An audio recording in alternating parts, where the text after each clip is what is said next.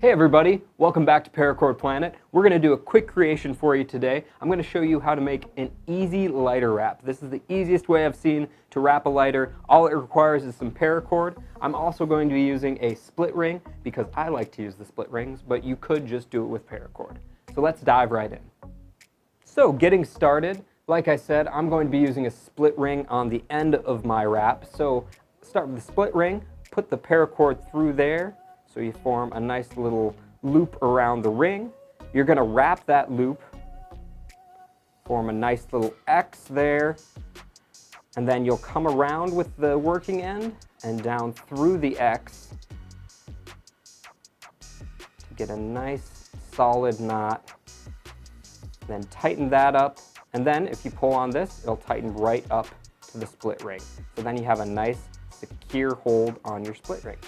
So then we go right into the lighter wrap. If you're skipping the split ring part, you could tie any kind of knot there, an overhand knot, anything you'd like.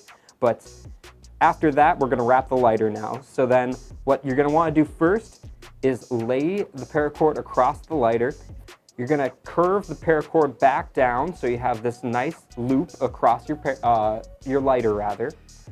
And then we're going to start our wrap. We're going to take the end that isn't attached to our split ring and simply wrap it around the lighter, going evenly and making sure it's on tight. Now you want to make sure you don't go too high with it, because I have had the experience where the wrap covers the red button on your lighter and accidentally uses all the fuel, and that does not help. Then your lighter doesn't do anything. So you're going to wrap it all the way to the top and then simply place that working end through the loop that's now formed at the top there. That's barely poking out. Get that through the top. Make sure it's tight the way you want it.